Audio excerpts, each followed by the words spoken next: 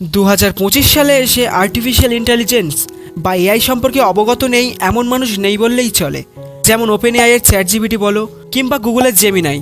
Guys, ভাবো তো, তোমার প্রিয় মানুষটা হঠাৎ একদিন পৃথিবী থেকে হারিয়ে গেল, কিন্তু যদি এমন একটা প্রযুক্তি থাকে, এমন একটা এআই ব্যবস্থা থাকে যার মাধ্যমে তুমি তার সাথে আবার কথা বলতে পারো, হাসতে পারো, এমনকি তাকে আগেকার মতোই দেখতে পাও, তাহলে ঠিক কেমন হবে? আজকের গল্প এক অদ্ভুত ভার্চুয়াল জগতের, যেখানে মৃত বা দূরে থাকা মানুষদেরকে সামনে আনা যায় এবং তাদের সাথে ঠিক আগেকার মতো কথা বলা যায়। গাইস, এই জগৎটির নাম হচ্ছে ওয়ান্ডারল্যান্ড। আজকে মূলত আমরা এই অসাধারণ কোরিয়ান রোমান্টিক মুভিটা দেখব এবং আমি রিকোয়েস্ট করবো গাইস তোমাদের এই মুভিটা সম্পূর্ণ দেখার জন্য, কারণ এই মুভিটা তোমাদের অন্য একটা স্বাদ দেবে যেটা তুমি কোরিয়ান ড্রামা দেখেও পাবে না। সো গাইস, চলো মূল ভিডিওতে যাওয়া যাক। গল্পের শুরুতেই পরিচয় হয় বাইলি নামক একটি মহিলার সাথে। বাইলি একজন ফান্ড ম্যানেজার ছিল। কাজের সূত্রে বিভিন্ন দেশ তার ঘোরা হয়ে গিয়েছে। বর্তমানে সে কোরিয়াতে থাকে, আর তার কাছে বলতে শুধু রয়েছে তার মা এবং তার মেয়ে। বাইলি খুবই অসুস্থ ছিল, হয়তো কয়েকদিন পর সে মারাও যাবে। তবে এ ব্যাপারে তার মেয়ে জিয়া কিছু জানে না। মা হিসেবে সে সারা জীবন মেয়ের বন্ধু হয়ে থাকতে চেয়েছিল, কিন্তু সেটা হয়তো আর সম্ভব হবে না। বাইলি তখন তার সামনে বসে থাকা ব্যক্তিকে জিজ্ঞেস করে, ওখানকার আমি হয়তো জানবো না, তাই না, যে আমি মারা গেছি? আমার ছোটবেলার স্বপ্ন ছিল আমি একজন আর্কিওলজিস্ট হব।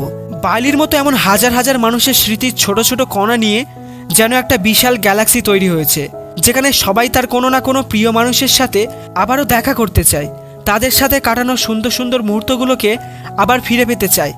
এমন সমস্ত মানুষের ডেটাগুলোকে ব্যবহার করে আর্টিফিশিয়াল ইন্টেলিজেন্সের সাহায্যে তৈরি হয়েছে ওয়ান্ডারল্যান্ড। হায়ানসু এবং হাইরি নামক দুই ইঞ্জিনিয়ার এই পুরো সিস্টেমটাকে অপারেট করছে।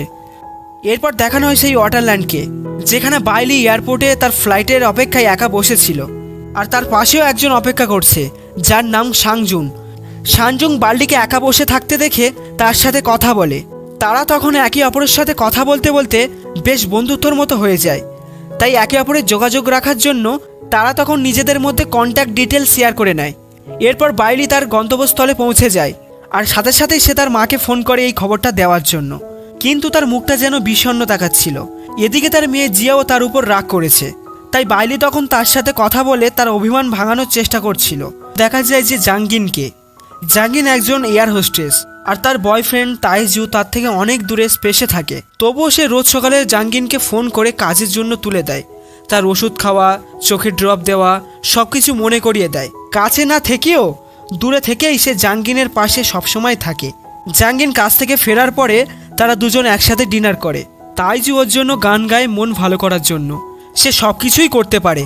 জাঙ্গিনও দূরে থাকলেও সবসময় অনুভব করে যেন তারা একসাথেই রয়েছে। তবে এত সুন্দর মুহূর্তগুলোর পরেই দেখা যায় বাস্তবে তাইজু খুবই অসুস্থ। সে হাসপাতালে ভর্তি রয়েছে, আর এখন কোমায় রয়েছে জাঙ্গিন তার পাশে বসে অনেকটা সময় কাটায়। আসলে তাইজু অসুস্থ থাকায় জাঙ্গিন তাইজুর একটা এআই মডেলের সাথে কথা বলছিল। অপরদিকে হায়নসু ল্যাবে একটা এআইকে ট্রেন করছিল। এমন সময় হাইরি সেখানে চলে আসে। এই এআইটিকে তারা ট্রেন করছে একজন বয়স্ক ঠাকুমার জন্য, যে কিনা সদ্যই তার নাতিকে হারিয়েছে। ঠাকুমাকে তারা একবার এই সার্ভিসটা ট্রাই করে দেখতে বলে। ওয়ান্ডারল্যান্ডের সার্ভিস অনুযায়ী তার নাতি এখন লন্ডনের এক ইউনিভার্সিটিতে পড়াশোনা করছে। বহুদিন পর নিজের নাতিকে একেবারে আগের মতো কথা বলতে দেখে ঠাকুমা খুবই আবেগপ্রবণ হয়ে ওঠে। সেখান থেকে বেরিয়ে হায়নসু আর হাইরি পাশেই একটা ক্যাফেতে খেতে যায়। এমন সময় হাইরিকে তার মা ফোন করে খাওয়া দাওয়া নিয়ে এবং নিজের খেয়াল রাখা নিয়ে বকাঝকা করতে থাকে। সে যে কাউকে ডেট করছে না এটা নিয়েও কথা শোনায়। মাকে চুপ করানোর জন্য সে বলে দেয় আমি ডেট করছি। তখন তার বাবাও পাশাপাশি চলে আসে। এমন সময় হায়ানসু উঠে হাইরির পাশে দাঁড়ায়, যেটা থেকে তার বাবা মা তখন ভাবে যে এটাই হয়তো তার বয়ফ্রেন্ড। হাইরি তখন কাজে আছে বলে ফোনটা রেখে দেয়, আর হায়ানসুকে জিজ্ঞেস করে যে সে এমনটা কেন করলো, সে কি তাকে পছন্দ করে। হায়ানসু হঠাৎ এমন প্রশ্ন শুনে অবাক হয়ে যায়, কিন্তু সে উত্তরে নাও বলে না। ক্যাফে থেকে ফেরার সময় তার বাবা আবার ফোন করে তার বয়ফ্রেন্ডের ব্যাপারে জানতে চায়। হাইরি তখন আবারও কাজের বাহানায় ফোনটা রেখে দেয়। তখন হায়ানসু তার বাবা মাকে দেখানোর জন্য তারা নকল বয়ফ্রেন্ড হওয়ার প্রস্তাব রাখে, আর হাইরিও সেই কথায় রাজি হয়ে যায়। তাই ওদিন হাইরির বাড়িতে হায়ানসু তার বাবা মায়ের সাথে কলে একসাথে ডিনার করার জন্য যায়। হাইরির ঘরে থাকা ওর ছোটবেলাকার ছবিগুলো দেখে স্পষ্ট বোঝা যায় যে ছোটবেলায় ও নিজের বাবা মাকে হারিয়েছে, আর দাদু ঠাকুমার কাছেই সে বড় হয়েছে। আর ওয়াটারল্যান্ডের মাধ্যমে হাইরি এখন তার বাবা মায়ের সাথে কথা বলে। তারা তখন একসাথে ডিনার করে, গল্প করে, আর সন্ধ্যাটা খুব ভালোভাবে কাটায়। তার বাবা মারও হায়ানশুকে খুব পছন্দ হয়। অপরদিকে দেখা যায় যে বাইলি সামনাসামনি না থেকেও ভিডিও কলের মাধ্যমে জিয়াকে স্কুলের ফাংশনের জন্য উৎসাহ দেয় আর ঘুমানোর আগে তাকে গল্প শোনায়। এমনভাবেই একদিন জিয়ার সাথে কথা হতে হতে হঠাৎ তার কাজ চলে আসে। জিয়া বারবার না করলেও সে তাড়াহুড়ো করে ফোনটা রেখে দেয়। তখনই তার মনে পড়ে যায় যে এর আগেও কাজে ব্যস্ত থাকায় সে জিয়ার ফোন রেখে দিয়েছিল।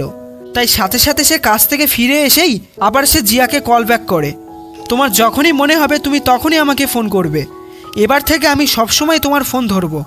সেই রাতে বাইলি ঠিক ঘুমাতে পারছিল না, তাই টেন্টের বাইরে ফায়ারের সামনে একা বসেছিল। তখন হঠাৎ করে সানজুং তাকে ফোন করে। তার মন খারাপ দেখে তাকে বোঝায় যে এটা শুধুমাত্র একটা স্বপ্ন, আর তারা তখন একে অপরের সাথে খানিকক্ষণ কথাও বলে। এতে বাইলির মন কিছুটা হালকা হয়।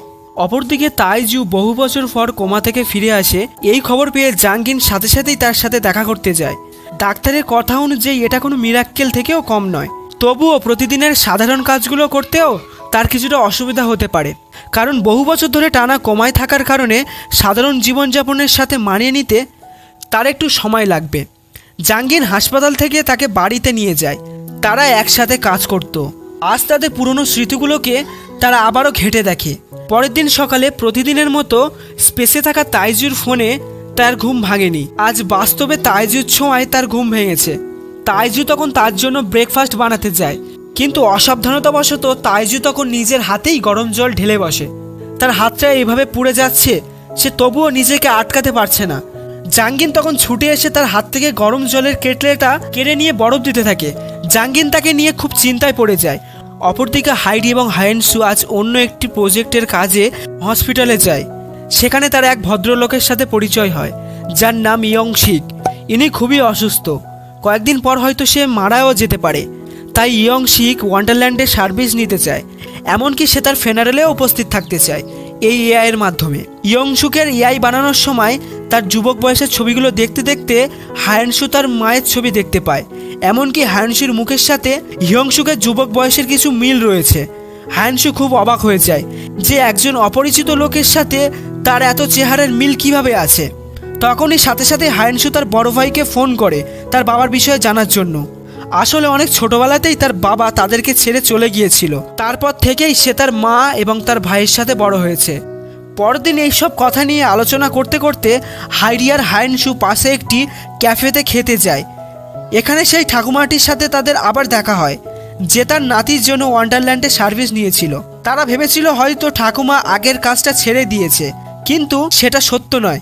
সে ঠাকুমা তখন জানায় যে কয়েকদিন আগে সে তার নাতিকে ওয়ান্ডারল্যান্ডের জন্য একটা গাড়ি কিনেছে, যেটা তার একদমই পছন্দ হয়নি।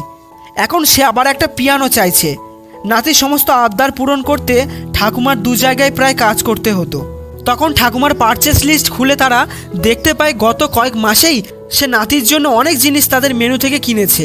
গাইস, আসলে বিষয়টা এমন, আমরা যেমন বিভিন্ন গেমে বিভিন্ন জিনিস কিনতে পারি, যেমন গাড়ি, পোশাক ইত্যাদি, ঠিক তেমনই ওয়ান্ডারল্যান্ডেও নিজের প্রিয়জনের এআইকে উপহার দেওয়ার জন্য এই ভার্চুয়াল জিনিসগুলো টাকা দিয়ে কিনতে পারা যায়।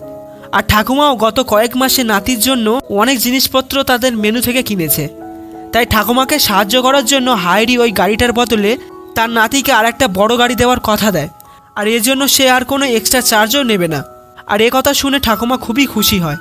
এদিকে হায়ানশুর মনে ইয়ংশুককে নিয়ে অনেক প্রশ্ন আছে, তবে তার উত্তর সে পায় না। যখন হায়ানশু ইয়ংশুকের সাথে হসপিটালে দেখা করতে যায়, তখন সে দেখতে পায় যে বেডটা খালি পড়ে রয়েছে, অর্থাৎ ইয়ংশুক মারা গেছে। আর হায়ানশুর মনে জমে থাকা হাজারো প্রশ্নের উত্তর সে চাইলেও আর পাবে না। সে তখন ফিরে গিয়ে ওয়ান্ডারল্যান্ডের মাধ্যমে ইয়ংশুককে কল করে, কিন্তু ব্যাপারটা এতটাই অকওয়ার্ড ছিল যে সে আর কিছু বলতে পারে না। ইয়ংশুক তাকে চুপ থাকতে দেখে ফোনটা কেটে দিতে চায়। এমন সময় হায়ানশু তার সাথে কিছুক্ষণ গেম খেলতে চায়, আর তারা তখন দুজন একসাথে অনেকটা সময় কাটায়। আর অন্যদিকে দেখানো হয় বাইলিকে। বাইলি তার মেয়ে জিনাকে ফোন করেছে। ফোনে গল্প শুনিয়ে শুনিয়ে জিয়াকে সে ঘুম পাড়িয়ে দিয়েছে। তখন তার মা এসে ফোনটা তোলে। বাইলি তার মাকে জিয়ার এইভাবে খেয়াল রাখার জন্য অনেক ধন্যবাদ জানায়, আর একটা স্কার্ফ দেখিয়ে তার মাকে জিজ্ঞেস করে যে এটা তার জন্য কিনবে কিনা। তবে তার মা কোনো উত্তর না দিয়ে ফোনটা তখন রেখে দেয়। পরের দিন সে এই ওয়ান্ডারল্যান্ডের সাবস্ক্রিপশনটা বাতিল করার জন্য ফোন করে, কারণ এইভাবে চলাটা তার জন্য খুবই মুশকিল হয়ে উঠেছে। সে জিয়াকে সব কিছু বলে দিতে চায়। মৃত মেয়ের তার কাছে এভাবে কল আসাটা তার কাছে একদমই স্বাভাবিক মনে হয় না। বাইলি তখন কোনো এক অচেনা শহরে একাই হেঁটে চলেছে। পেছন থেকে সানজুং তখন তাকে ডেকে থামায়। বাইলি তার মায়ের এমন ব্যবহারে খুবই কষ্ট পেয়েছে, খুবই দুশ্চিন্তা এবং কষ্টে রয়েছে। সে যে সমস্যায় রয়েছে সে কথা বুঝতে পেরেই সানজুং তার সাথে দেখা করতে এসেছে। তারা একসাথে একটা রেস্টুরেন্টে বসে। তখন হঠাৎ করেই সানজুংয়ের কাছে হাইডির কল আসে। সানজুং আসলে ওয়াটারল্যান্ডের একজন এমপ্লয়ি। হাই তাকে কল করে জানায় বাইলির সাবস্ক্রিপশন শেষ হওয়ার কথাটা। এই কথাটা শুনেই সানজুং খুবই হতাশ হয়ে পড়ে। সে যখন আবার বাইলির কাছে ফিরে যায়, সে তখন দেখতে পায় যে টেবিল ছেড়ে সে খুব মন দিয়ে একটা মিউজিক শুনছে, যে মিউজিকটার সাথে কিনা বাইলি তার মায়ের সাথে আগে ড্যান্স করত। বাইলি ওই মিউজিকে তালে তালে পুনরায় অতীতের স্মৃতিগুলোতে ফিরে যায়। এদিকে তাইজুকে নিয়ে জাঙ্গিনকে রোজ কোনো না কোনো সমস্যায় পড়তে হচ্ছে। হঠাৎ সন্ধেবেলা তার এক কলিগ তাকে ফোন করে জানায় যে তাইজু তার কাছে কাজ চাইতে এসেছে। আবার পরের দিনই হঠাৎ মাঝরাতে ঘুম ভাঙতেই জাঙ্গিন উঠে এসে দেখতে পায় বাইরে কিছু স্ট্রিট পারফর্মারদের ঘরে এসে তাইজু পার্টি করছে। কারণ কোনো একদিন জাঙ্গিন তাকে বলেছিল যে সে বন্ধুদেরকে নিয়ে বাড়িতে একটি পার্টি রাখতে চায়। তাইজু কখনোই এমন ইরেসপন্সিবল ছিল না, তাই দিনের পর দিন বাস্তবে তাইজুর সাথে থাকাটা তার জন্য অনেকটা কঠিন হয়ে উঠেছে। সেখানে স্পেসে থাকা তাইজু অর্থাৎ তাইজুর এআই তার একমাত্র অস্থির জায়গা। তাইজুর এআই তার কতটা খেয়াল রাখে, তাকে কতটা কেয়ার করে। অপরদিকে বাইলি জিয়ার সাথে কথা বলছিল। তখন জিয়া তাকে জিজ্ঞেস করে যে সে কবে ফেরত আসবে। বাইলি তখন সেই কথার উত্তরে বলে যে তার কাজ শেষ হলেই সে বাড়ি চলে আসবে। আর সে তখন এটাও বলে যে জিয়া যখন বড় হবে তখন বাইলি তাকে সাথে নিয়ে যাবে। এই কথা শুনে বাইলির মা সাথে সাথে জিয়াকে ফোন রেখে খেতে আসতে বলে, কিন্তু জিয়া তার দিদার কথা শুনতে চায় না। তাই বাধ্য হয়ে জিয়ার কাছ থেকে বাইলির ফোনটা কেড়ে নেয়। জিয়ার দাদিমা চায় না যে সে তার মায়ের সাথে যাক, কিন্তু জিয়া এসব শুনে খুব রেগে যায় আর তার মায়ের কাছে যাওয়ার জন্য জেদ করতে থাকে। অভাগা দিদা তার নাতিকে এটাও বলতে পারছে না যে তার মা এখন বেঁচে নেই, তার মা মারা গেছে। সে যার সাথে কথা বলছে সে আসলে তার মায়ের এক এআই মাত্র। কিছুক্ষণ বাদে আবার বাইলি তার মাকে ফোন করে। বাইলির মা তাকে খুব বকাবকি করে, কারণ সে বলেছে সে জিয়াকে তার সাথে নিয়ে যাবে। বাইলি তখন বোঝায় যে সে শুধুমাত্র তাকে সান্ত্বনা দেওয়ার জন্য এরকম বলেছে। এরপর তার মা তাকে জানায় যে সে জিয়াকে এখান থেকে কোথাও যেতে দিতে চায় না, কারণ এখানে তার আর কেউ নেই। এই কথা শুনে বাইলি বলে যখন আমি ফিরে আসবো তখন এই সব নিয়ে আলোচনা হবে। এসব শুনে বাইলির মা আর নিজেকে আটকে রাখতে পারে না। সে তখন আরও রেগে যায় আর বলে আমরা আর তোমার জন্য অপেক্ষা করতে পারবো না, তুমি আর কোনোদিন ফিরে আসতে পারবে না। এই বলে সে ফোনটাকে কেটে দেয়। বাইলি এমন কথা শোনার জন্য একদম প্রস্তুত ছিল না, তাই সে একেবারে হতভম্ব হয়ে যায়। এদিকে জাঙ্গিন তাইজুর রোজকার অদ্ভুত ব্যাপারগুলোর কারণে সে খুবই অসুবিধায় পড়েছে। সে তখন ডাক্তারের সাথে আলোচনা করে যে সে অর্ধেক রাত পর্যন্ত ঘুমায় না, ভোরবেলা অবধি এক জায়গায় বসে থাকে, এইসব অদ্ভুত ধরনের আচরণ করছে। এসব শুনে ডাক্তার তাকে বলে বহুদিন কমায় থাকার কারণে সে এমন করছে। তাইজুও অপ্রাণ চেষ্টা করছে নিজেকে সুস্থ করে তোলার, তাই সে যেন চিন্তা না করে, সব কিছুই ঠিক হয়ে যাবে। পরের দিন কাজে বেরোনোর সময় তাইজু জাঙ্গিনের জন্য ব্রেকফাস্ট তৈরি করে রাখে। তবে কাজে দেরি হওয়ার কারণে জাঙ্গিন খাবার সময় পায় না। সে তখন তাড়াহুড়ো করে বেরিয়ে যায় এবং তাড়াহুড়োর কারণে সে তখন তার নিজের ফোনটাও ফেলে যায়। এমন সময় ঘরে হঠাৎ ফোনটা বেজে ওঠে। তাইজু বুঝে ফোনটাকে হাত দেবেই কি ঠিক তখনই জাঙ্গিন ঘরে ফিরে আসে। তার হাত থেকে তখন সে ফোনটাকে কেড়ে নিয়ে তার উপর চেঁচামেচি করতে থাকে, এই বলে যে তাইজু তার ফোনটা চেক করেছে, যেটা সে আদেও করেনি। তবুও তাইজু তার কাছে ক্ষমা চেয়ে নেয়। জাঙ্গিন বাইরে বেরোতেই স্পেসে তাইজুকে ফোন করে, তার সাথে কথা বলে। আর তাইজু রিয়ার সাথে কথা বলে জাঙ্গিনের মনটা কিছুটা হালকা হয়। সেদিন কাজ থেকে ফেরার পথে ক্লাবে গিয়ে স্পেসে তাইজুর সাথে সময় কাটিয়ে অনেকটা রাত করে বাড়িতে ফেরে। আর গাড়ি থেকে নামার সময় দেখতে পায় অনেক লোক ভিড় করে দাঁড়িয়ে আছে আর তাদের ফ্ল্যাট থেকে ধোঁয়া বের হচ্ছে। এমন ঘটনার জন্য পুলিশ তাইজুর মানসিক পরিস্থিতির ব্যাপারে জাঙ্গিনকে জিজ্ঞাসা করে। তবে জাঙ্গিন সরাসরি বলে দেয় যে তাইজু একেবারেই সুস্থ।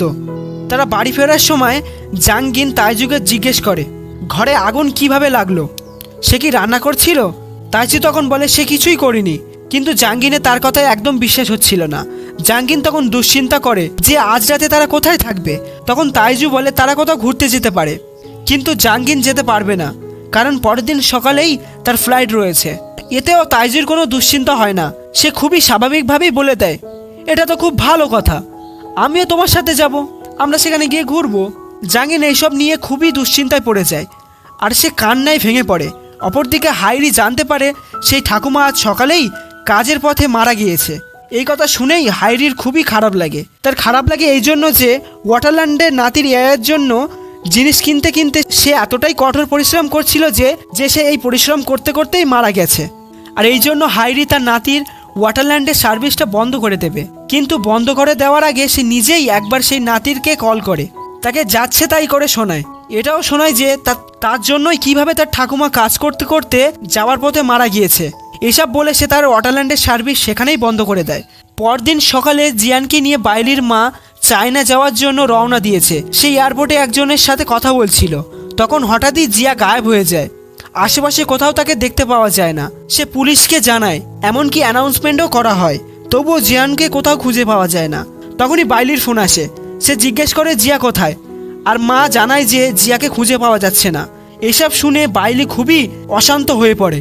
তার মাকে সে তখন বিভিন্ন রকমের প্রশ্ন করতে থাকে, আর এই সব রকম কথা শুনতে শুনতে তার মাও বিরক্ত হয়ে যায়। সে তখন তার ওপর চিৎকার করে ওঠে। আর তখনই হঠাৎ করে ওয়াটারল্যান্ডের সার্ভিস ডিঅ্যাক্টিভেট হয়ে যায়, কারণ বাইলির মা নিজেই বলে দিয়েছিল যে বাইলির এআইয়ের জন্য সার্ভিসটা বন্ধ করে দিতে। আর এই সময় বাইলির এআই সার্ভিসটা বন্ধ হয়ে যায়। পাশাপাশি তখন জাঙ্গিন তার ডেস্কে কাজ করছে। তাইজু হঠাৎ করে চলে আসে তার ফ্লাইটে যাওয়ার জন্য। এতে জাঙ্গিন খুব বিরক্ত হয় আর তাকে বলে এখন ঘুরতে যাওয়ার জন্য সে সুস্থ নয়। আর তখনই মূলত স্পেসের তাইজুর কল আসে, অর্থাৎ ওয়াটারল্যান্ডে সেই তাইজুর এআইয়ের ফোন আসে। বাস্তবে তাইজু তাকে জিজ্ঞেস করে যে বারবার তাকে কে ফোন করছে আর সে কেনই বা তাকে এড়িয়ে চলছে। জাঙ্গিন তাকে ফোনটা হাতে দিয়ে কলটা ধরতে বলে। ফোনটা ধরে নিজেকেই চোখের সামনে দেখে তাইজু খুব অবাক হয়ে যায়। সে অবাক হয়ে যায় এটা ভেবে যে সে জীবিত থাকতেও তার গার্লফ্রেন্ড তার এআইয়ের সাথে কথা বলছে। জাঙ্গিন বলে সে তাইজুকে খুবই মিস করছিল, তাই জন্য সেটা করেছে। এই বলে তাইজুকে ভেতরে আসতে বলে সে ফ্লাইটের দিকে এগিয়ে যায়। তাইজুও তার সাথে ফ্লাইটে যায়, কিন্তু টেক অফ হওয়ার আগেই সে নেমে যায়। অন্যদিকে জিয়াকে এখনও খুঁজে পাওয়া যায়নি। বাইলিও ওয়াটারল্যান্ডে এই নিয়ে খুব দুশ্চিন্তা করছে। তবে যেহেতু তার সার্ভিসটা বন্ধ করে দেওয়া হয়েছে, তাই সে আর কল করতে পারছে না। এমনকি স্বপ্নেও সে বারবার দেখতে থাকে জিয়া তার থেকে অনেক দূরে চলে যাচ্ছে। বাইলি সিদ্ধান্ত নেয় যে সে জিয়াকে আনতে তাকে ফিরতেই হবে। সে তখন একটা গাড়ি নিয়ে সোজা বেরিয়ে পড়ে জিয়ার কাছে ফেরার জন্য, কিন্তু বরাবর সে যেন ঘুরে ফিরে একই রাস্তায় চলে আসে। সেই লুপটা কাটিয়ে বেরোতেই সে যখন এগোতে থাকে, তখন সামনে একটা ঘন ঝড় তার দিকে এগিয়ে আসে। তবুও কোনো ঝড়ই আজকে বাইলিকে থামাতে পারে না। সব কিছুর মধ্যেও সে জিয়ার কাছে যাওয়ার জন্য এগিয়ে চলেছে। আসলে এই ঝড় আর কিছুই নয়, বরঞ্চ তার ওয়াটারল্যান্ডের সাবস্ক্রিপশনের সার্ভিসটা যেহেতু বন্ধ করে দেওয়া হয়েছে, তাই এই ওয়াটারল্যান্ডটাও তার কাছ থেকে আস্তে আস্তে গায়েব হয়ে যাচ্ছে। এদিকে হায়েনশু অবাক হয়ে যাচ্ছে যে কিভাবে সার্ভিস বন্ধ করে দেওয়ার পরও বাইলি একাই মুভ করতে পারছে, কোনো রকম বাধা সে মানছে না। তখন হাইলি সানজুংকে ডেকে পাঠায়, তাকে বলে দেয় বাইলিকে যেভাবে হোক আটকাতে হবে, তা না হলে ওয়াটারল্যান্ডের পুরো সিস্টেম খারাপ হয়ে যাবে। সানজুং ওই ঝড়ের মধ্যেই বাইলির ঢাল হয়ে দাঁড়ায়। তাকে আগলে নিয়ে সানজুং বোঝায় যে এটা একটা শুধুমাত্র স্বপ্ন, কিন্তু বাইলি সেটা মানতে চায় না। তখন সানজুং বলে তুমি যদি মনে করো এটা স্বপ্ন তবে স্বপ্ন, আর তুমি যদি মনে করো এটা বাস্তব তাহলে এটা বাস্তব। বাইলির এমন ডিস্টারবেন্স দেখে হায়েনশু তার সমস্ত ডেটা ইরেজ করে দিতে চায়, কিন্তু হাইরি তাতে সম্মতি দেয় না, কারণ একবার ইরেজ করে দেওয়ার পরে যদি নতুন করে তাকে তৈরি করা হয় তবে সে সম্পূর্ণ আলাদা একটা মানুষে দাঁড়াবে। হাইলি তখন বুঝতে পারে বাইলি কোনো না কোনো একটা নির্দিষ্ট কারণে এরকম করছে, সে অন্য কিছু চায়, এটা কোনো এরর নয়। তাই সে হায়েনশুকে বাইলির নেটওয়ার্কটা ওপেন করতে বলে, কিন্তু তাদের পুরো সিস্টেমটাই ব্ল্যাক আউট হয়ে যায়। আর হঠাৎ বাইলি নিজেকে খুঁজে পায় ওই এয়ারপোর্টের মাঝে। এয়ারপোর্টে থাকা সমস্ত লোকের ফোনে সমস্যা হতে শুরু করে।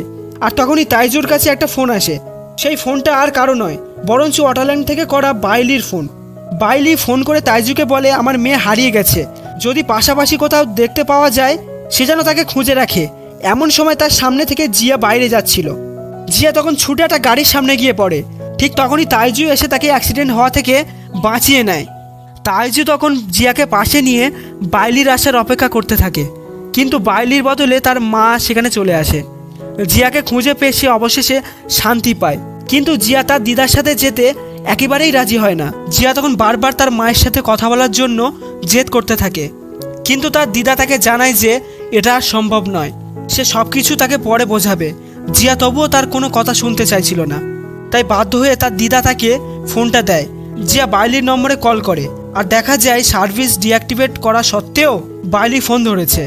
বাইলি ফোন ধরতেই জিয়া তার সাথে দেখা করার জন্য বায়না করতে থাকে, কিন্তু এই এয়ারপোর্টে সামনাসামনি থাকা সত্ত্বেও তারা একে অপরকে দেখতে পাচ্ছে না।